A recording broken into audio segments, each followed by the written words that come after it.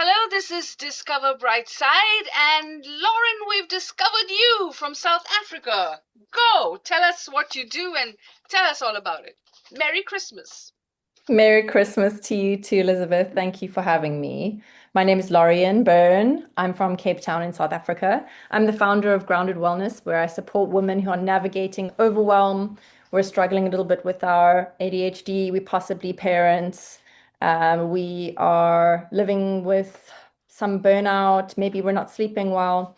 I really have focused on helping women to slow down, to not have to be strong, to feel steady, and we're doing this most of the time through grounding experiences, practices, community, conversations, and just giving women permission to rest, to feel at home in their bodies. Yeah, must I sort of talk about how the holidays affecting me? I think that's really why I'm here, is to talk about the holidays is a difficult period. Yeah, they've been tough for me in the past. As a female, sort of diagnosed ADHD, I struggle with noise. And I didn't realize that this was a problem for me because I wasn't diagnosed ADHD until I was in my 40s. My brother, however, was diagnosed as a young boy because boys generally sort of show up hyperactive, whereas girls often are internally hyperactive. So from the outside, I looked okay. Um, and from the inside, was like a balloon that wanted to pop. I was on edge all the time. I struggled with overstimulation, people asking me questions, getting flustered. Um, And I really just felt like I wasn't doing the holidays right. I wasn't showing up merry and joyful enough. And I kind of, especially when my kids were little, I was quite hard on myself. I believed that I should be pushing through and coping better, but I didn't have tools. Um, yeah, I think trying to be cheerful and capable and agreeable was this was quite an ugly struggle for me. I felt shame that I couldn't show up better for my kids. I didn't want to decorate trees or wrap presents. My nervous system was totally overloaded. Yeah, I really struggled. I think I got to a point where, as a single parent of twins, I was totally overwhelmed, broken, feeling like there was a shutdown happening, almost like a burnout. But the realization of that I wasn't broken came when I started looking for help outside of my immediate family.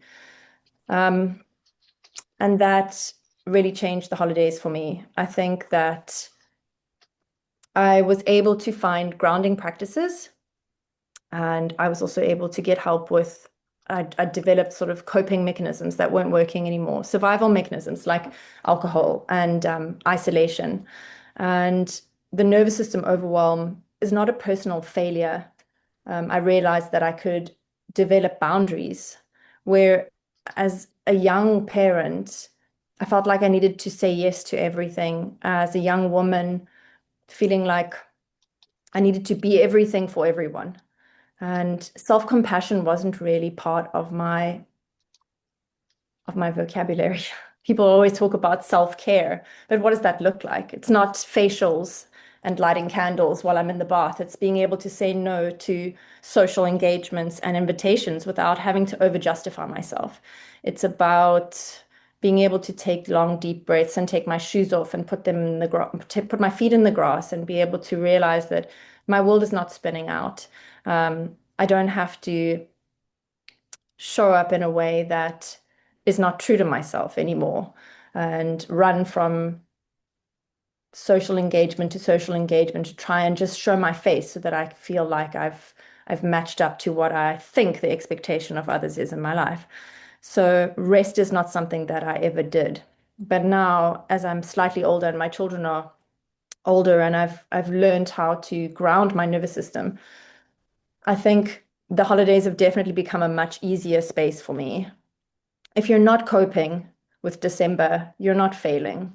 you're responding to something very real, and your nervous system is just overwhelmed with shopping and presents and family members coming down for holidays and thinking about what you're going to need to cook and where everyone's going to sleep and yeah, how tricky it's going to be. And I think we all need to be very gentle on ourselves. My business is really about supporting women and trying to teach them tools so that they can feel steady in their bodies again. I developed a framework which I have used to try and assist women to feel comfortable. And the framework is based around the word steady. um, and I can't actually find my framework. Uh, sorry. Anyway, let's move away from the framework. I'll Thank talk you about for that another share. time. Thank you for sharing that.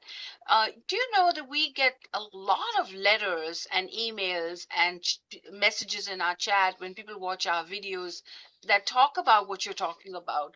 That the holidays is not fun for a lot of people. It is just so sad.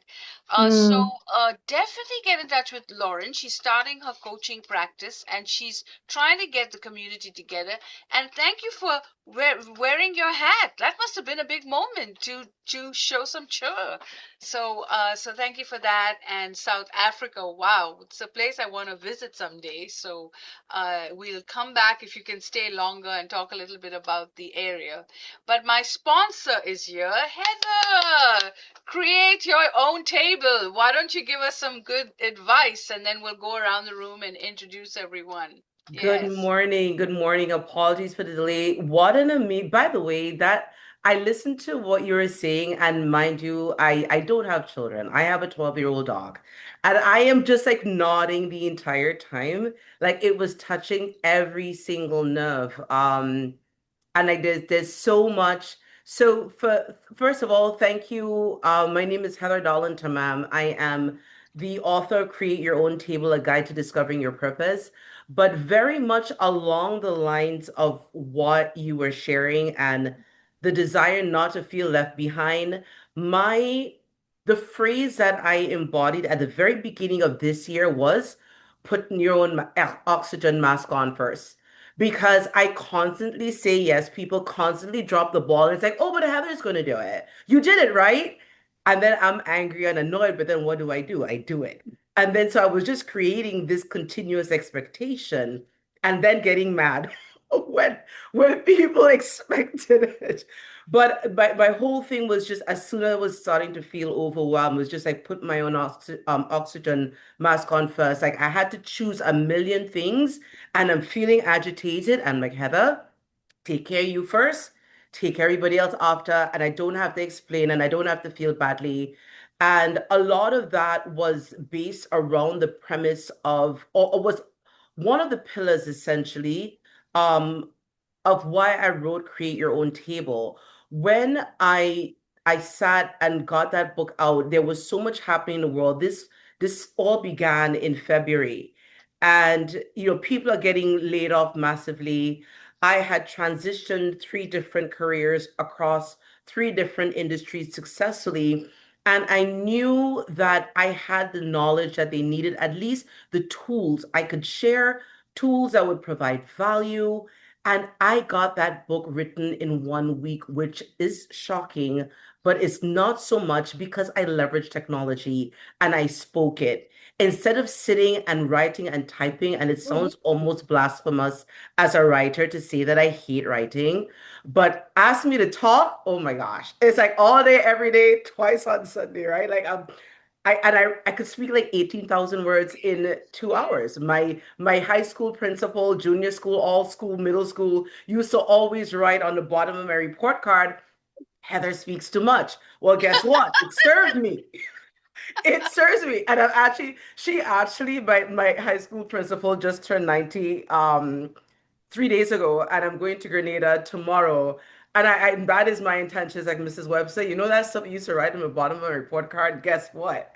It's working out. And so, but one of the things that I wrote about in my book was releasing limiting beliefs in the second chapter, because many of us have these beliefs. We have these old stories and these old identities and these things that we're holding on to, and often we don't even realize that they're not even our own. They're just these things that we've been doing, and then you begin to realize that, is this something that I believe, or I just adopted somebody else's? And how I used to use overnight meditations to how I use them to shift a lot of things that were just really holding me hostage, that I realized were generational, and they were things that were passed from generation to generation.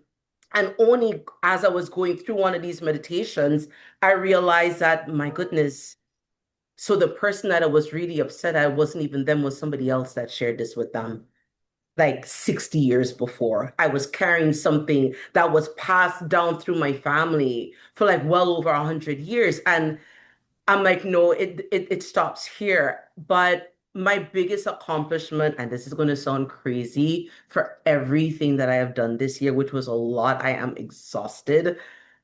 I did my own overnight meditation, because I knew how that made a difference in my life. I wanted to make sure that I did the same for someone else.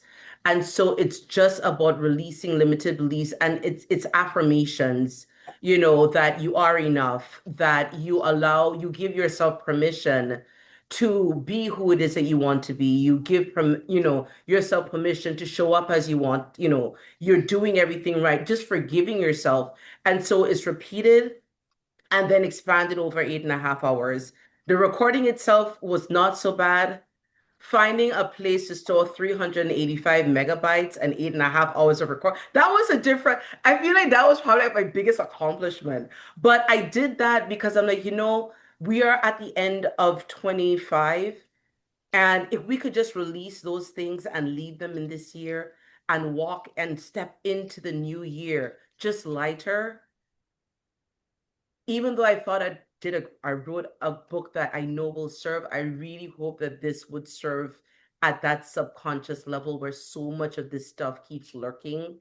And if we don't address that, it's just that thing that keeps hanging over us. So, as Elizabeth was speaking, I mean, as Lauren was speaking, I'm like, oh my goodness, whoops, I just did that. I need to share this. So I'm going to get the link in the chat. But yes, thank you so much. Happy holidays to everyone. And yes, the purpose is to serve. And we are, none of us are behind. We're exactly where we need to be. That's it. Absolutely. Absolutely.